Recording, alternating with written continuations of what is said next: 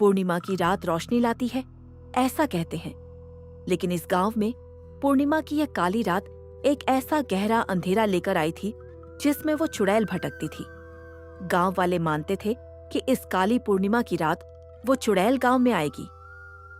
अजय, तुमने सभी गांव वालों को सतर्क कर दिया है ना? याद रखना, आज रात गांव का कोई भी आदमी घर के बाहर नहीं भटकना चाहिए। हाँ सरपंच जी, हमने सभी गांव वालों को सतर्क कर दिया है। कोई भी आज भूलकर भी अपने घर से बाहर नहीं निकलेगा। आप बेफिक्र रहिए सरपंच जी, वो चुड़ैल गांव में आएगी तो ज़रूर, लेकिन किसी को ले जा नहीं पाएगी। अरे अजय, शायद तुम्हें पता नहीं है, वो चुड़ैल लोगों को रात के अंधेरे में अपने छलावे में फंसाती है और जब तक तुम्हें उसके छलावे का पता चलता है तब तक बहुत देर हो चुकी होती है। इसीलिए गांव वालों को सतर्क करना बहुत जरूरी है। ठीक है सरपंच जी, हम गांव वालों को अच्छी तरह से सतर्क कर देंगे कि कोई भी रात में बिल्कुल भी बाहर ना निकले। और सुनो, ये सब रात के 9 बजे से पहले हो जाना चाहिए, क्योंकि 9 बजे के बाद उस चुड़ैल की आहट गांव में आने लगती है और गांव में सभी घरों के आगे दीपक जले रहने चाहिए। आप चिंता मत कीजिए सरपंच जी, वो चुड़ैल हमारे गांव में ना आए, इसीलिए आज पंडित जी ने गांव के चारों तरफ एक रेखा खींची है जिससे वो चुड़ैल गांव में नहीं घुस पाएगी। अरे मोहन, वो चुड़ैल ऐसे ही किसी गांव का पीछा नहीं छोड़ती है। कहते हैं चुड़ैल की आंखों में अगर कोई गांव आ जाए तो वह आसानी से उसका पीछा नहीं छोड़ती है, और मुझे पूरा विश्वास है वो चुड़ैल आज गांव में जरूर आएगी। सरपंच के इतना समझाने के बाद अजय और मोहन गांव की ओर निकल जाते हैं। रात की खामोशी और गहरी हो गई थी। सरपंच के चेहरे पर साफ साफ डर झलक रहा था। उनकी बेचैनी यह बता रही थी कि वो चुड़ैल गांव में जरूर आएगी। गांव के एक पुराने घर में करण और दीपक अपनी दादी के साथ बैठे थे। लालटेन की लौ कांप रही थी, जैसे उसे भी किसी अनजानी मौजूदगी का एहसास हो रहा हो। तभी कर्ण की दादी माँ बोलती है, मैंने अपनी आंखों से देखा है, पूनम की रात जो बाहर मिला वो कभी वापस नहीं आया। दादी, वो कौन ले जाता है? चुड़ैल। पूनम की काली रात में वह गांव में घूमती है। उसकी आवाज में माँ जैसी मिठास होती है और चेहरा बिल्कुल आम औरत जैसा ही होता है। पर दादी, लोग पहचानते कैसे नहीं? क्योंकि वो सामने से इंसान ही दिखती है, बल्कि वो इंसानों की तरह ही बात करती है। वो लोगों को अपने छलावे में फंसाती है और फिर वो तुम्हें अपने साथ उस गहरे अंधेरे में ले जाती है जहां से लौटना हर किसी की बस की बात नहीं है। क्या दादी, ये चुड़ैल वुड़ैल सब कहानी है? आज के जमाने में ये सब कौन मानता है? और वैसे भी ये सब अंधविश्वास ही तो है। गांव के लोग ही इन चीजों पर विश्वास करते हैं, हमारे जैसे पढ़े लिखे नहीं। बेटा, हर कहानी छोटी नहीं होती है। कुछ कहानियां आंखों देखी होती हैं, और मैंने अपनी आंखों से गांव के लोगों को गायब होते देखा था। जिसने भी पूर्णिमा की इस काली रात में घर के बाहर कदम रखा, वो गांव वालों को दोबारा नहीं देखा। अरे दादी, ये भी तो हो सकता है कि वो किसी दूसरी वजह से गांव छोड़ दिए के चले गए हों। जरूरी थोड़ी ना है कि उनको उस चुड़ैल ने ही मारा हो। ठीक है बेटा, लेकिन याद रखना, भूलकर भी आज रात अपने कमरे का दरवाजा मत खोलना। चाहे कोई भी तुम्हें मदद के लिए बुलाए, बिल्कुल भी मत जाना। मैं फिर से बोल रही हूँ, कोई भी मदद के लिए बुलाए तो बिल्कुल भी मत जाना। क्या दादी, आप भी हर जगह अपनी कहानियां ले बैठ जाते हो? मैं जा रहा हूं अब सोने के लिए। करण को इन बातों पर विश्वास नहीं था, लेकिन आज रात करण के साथ कुछ ऐसा होने वाला था जो वो कभी भूल नहीं पाएगा। गांव के पंडित की चेतावनी के बाद सभी गांव वाले अपने अपने घरों के आगे दीपक जला रहे थे। तभी सुजीत बोला, काका, आज हवा कुछ ज्यादा ही भारी लग रही है, जैसे गांव सांस रोके बैठा हो। हम जब हवा बिना वजह चलने लगे ना बेटा, समझ लेना कुछ आ रहा होता है। पर काका, लोग कह रहे हैं कि आज रात उस चुड़ैल का साया फिर से दिखेगा। लोग नहीं कहते हैं, जिन्होंने उसे देखा है वही कहते हैं, और जहां तक मुझे लगता है वो चुड़ैल जरूर आएगी। काका, सच बताओ, पिछली बार जो आदमी उस रात अपने घर से बाहर निकला था, वो फिर लौटा क्यों नहीं? क्योंकि उस रात वो आदमी उस चुड़ैल के छलावे में फंस गया था बेटा, और जब तक उसे पता चला कि यह छलावा है तब तक बहुत देर हो चुकी थी। इसीलिए उसके बाद उस आदमी को गांव में कभी नहीं देखा गया। मतलब काका, तो ये बात सच है कि वो चुड़ैल पहले सिर्फ आवाज बनकर आती है? हाँ, पहले आवाज, फिर पैरों की आहट, और जब सिर्फ सांसें सुनाई दें तब समझ लेना वो बिल्कुल पास है। तभी हम देखते हैं कि गांव के पंडित उस रास्ते से गुजर रहे थे।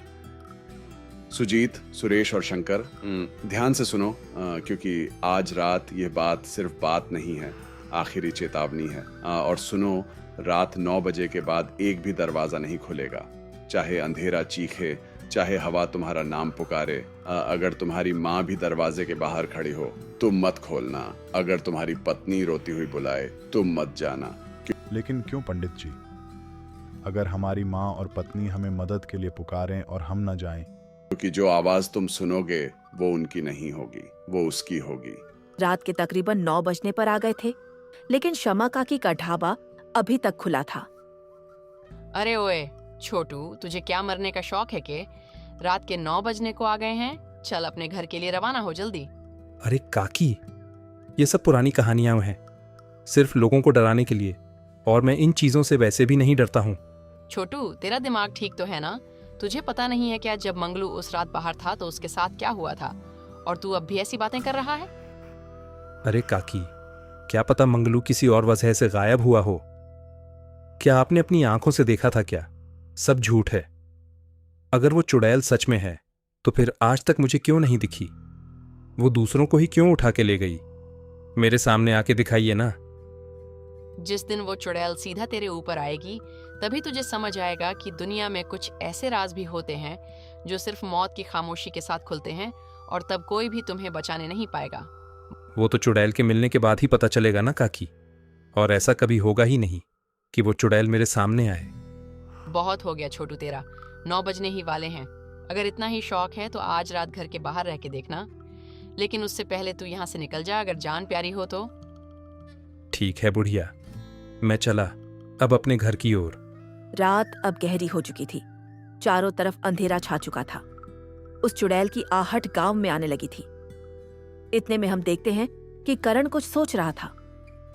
गांव वाले तो उस चुड़ैल के छलावे पर अंधा विश्वास करते आए हैं, पर आज लगता है मुझे खुद बाहर निकलना होगा। सच क्या है ये जानना जरूरी है। कैसी दिखती है वो चुड़ैल जिसका सिर्फ नाम ही सबके खून को जमा देता है? करण अपने कमरे में एक गहरी सांस लेता है और चेहरे पर एक डर के साथ अपने घर का दरवाजा खोलता है और डरते हुए अपने कदमों को आगे बढ़ाता है। तभी बाहर की हवा हल्की सी चीख की तरह गूंजती है, जिससे करण डर जाता है। करण देखता है गांव बिल्कुल शांत पड़ रहा है, मानो जैसे किसी का इंतजार कर रहा हो। चारों तरफ घना काला अंधेरा फैला हुआ था। ये देख के करण बोला, कुछ तो अजीब लग रहा है आज की रात, लेकिन गांव तो बिल्कुल शांत है और यहाँ तो मुझे कोई भी चुड़ैल वुड़ैल नहीं दिख रही है। सच में गांव वाले सिर्फ अंधविश्वास में ही जी रहे हैं। चुड़ैल सिर्फ गांव वालों का भ्रम है। अगर चुड़ैल सच में होती तो मैं तो बाहर ही खड़े दी रहा हूँ घर के। अभी तक मुझे क्यों नहीं दिखी? अचानक से एक ठंडी हवा के साथ एक आवाज करण के कानों तक आती है। इस आवाज को सुन करण सहम जाता है। उसके हाथ पैर डर के मारे कांपने लगे थे। तभी वो मुद्दा कर देखता है तो वो पूरी तरह से चौंक जाता है। उसके सामने उस बरगद के पेड्डा हच के नीचे एक औरत खड़ी थी, बिल्कुल शांत। कौन कौन कौन है वहां पे? कौन खड़ा है वहां पे? सामने आ। ओह करण, करण, मुझे नहीं पहचाना करण। ध्यान से देखो, मैं वही हूँ जिसका तुम इंतजार कर रहे थे। अरे ये तो माँ खड्डी है। इतनी रात में माँ यहाँ क्या कर रही है? और माँ तो मुझे घर के बाहर निकलने से मना बोल रही थी और खुद यहाँ बाहर खड्डी है। ये अजीब नहीं है कुछ? अरे माँ, तुम यहाँ क्या कर रही हो? तुम तो मुझे कह रही थी कि आज रात घर से बाहर निकलना खतरे से खाली नहीं है, लेकिन तुम तो यहाँ बाहर खड्डी हो। मुझे कुछ समझ नहीं आ रहा है माँ। करण, मैंने कब कहा था कि तुम घर के अंदर ही रहो? मैं तो कब से यहीं खड़ी हूँ, तुम्हारा इंतजार कर रही हूँ। तुमने आने में बड़ी देर लगा दी करण। लेकिन माँ, तुम मेरा यहाँ इंतजार क्यों कर रही हो इतनी रात में यहाँ इस बरगद के पेडिच के नीचे? तुमने ही तो बुलाया था मुझे करण। तुम ही ने तो बोला था ना कि चुड़ैल वुड़ैल सब अंधविश्वास होता है। भूल गए हो क्या? आवाज किसी और की नहीं थी, बल्कि गांव के पंडित की थी।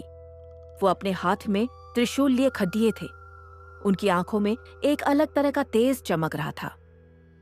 तभी हम देखते हैं कि वह औरत अब चुड़ैल का रूप ले चुकी थी। मतलब करण एक छलावे में फंसने वाला था।